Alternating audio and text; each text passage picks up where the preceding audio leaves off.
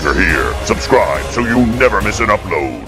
Welcome to Dungeon Craft. I'm Professor Dungeon Master, and this is the home of independent and homebrew tabletop role-playing games. Today we're going to talk about NPCs, how to create memorable NPCs your players are going to love. But first, a quick word from our sponsor, X-Crawl Classics from Goodman Games. Welcome to X-Crawl, a fantasy world where the most popular sport is live-streamed extreme dungeon crawling. Professional adventurers team up to challenge a dungeon judge or DJ in a manufactured dungeon with the whole event live streamed on TV. The DJ builds the dungeon inside an arena with all the classic elements: horrific monsters, lethal traps, treasures, magical hazards, secret doors, puzzles, and more. The players crawl through the dungeon, winning battles, collecting fabulous prizes, powering up with magic treasure, and plugging their sponsors, posing for the camera, and taking selfies with the audience. Successful crawl teams become superstar influencers, rich on endorsement deals, and riding the celebrity lifestyle.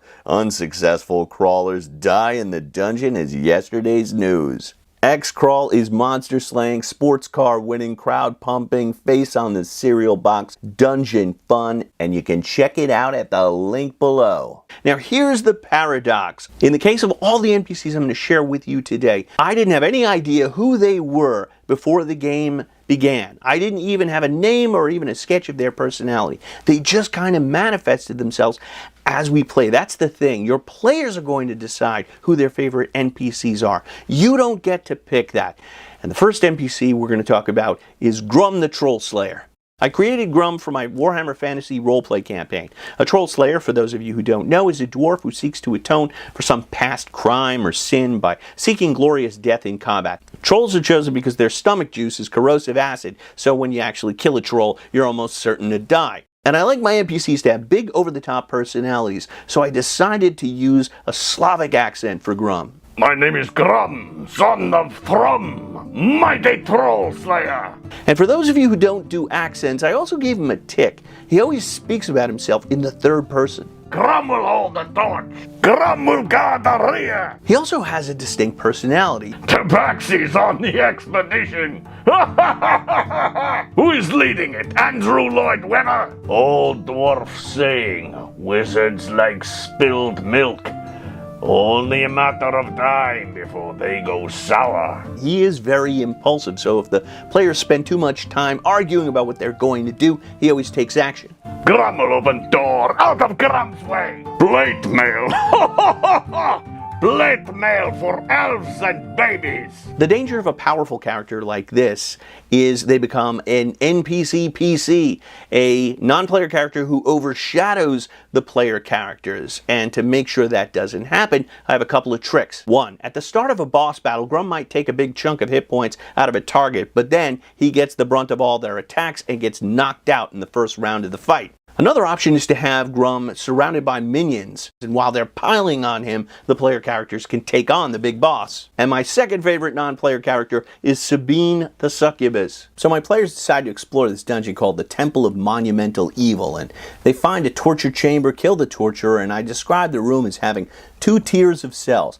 And they ask, will any of the prisoners fight for us? And on the spot I invented Sabine the Succubus. I gave her a French accent, and I didn't want her to be too powerful, so I said the torturer had ripped her wings off, and this immediately made her sympathetic. So in the first combat, Sabine jumps on a minion, punches a hole in his chest, rips out his still beating heart, and starts eating it. When the fight ends, she holds up the guy's rib cage and says to the players, "Make a wish." And Paladin and Cleric are horrified. They're like, "Sabine, you shouldn't eat a still beating heart. That's evil." And she's like, "It is? No, it's not. Where I come from, this is customary. The heart tastes best if it's fresh." And she's really completely innocent. She has no understanding of the concept of good or evil. "What is this evil you speak of? In the hell I'm from, there is no evil." They go through room after room with her committing all sorts of atrocities, and then they have to explain that it's wrong. And each time she's like, "Oh no, did I do evil again? I didn't mean to.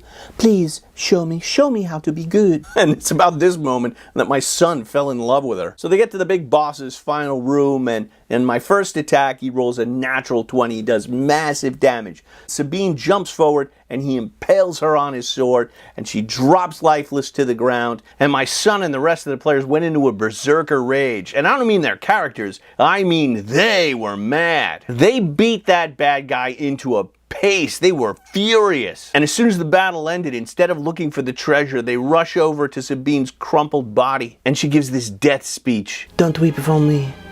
I am going back to hell. Don't worry.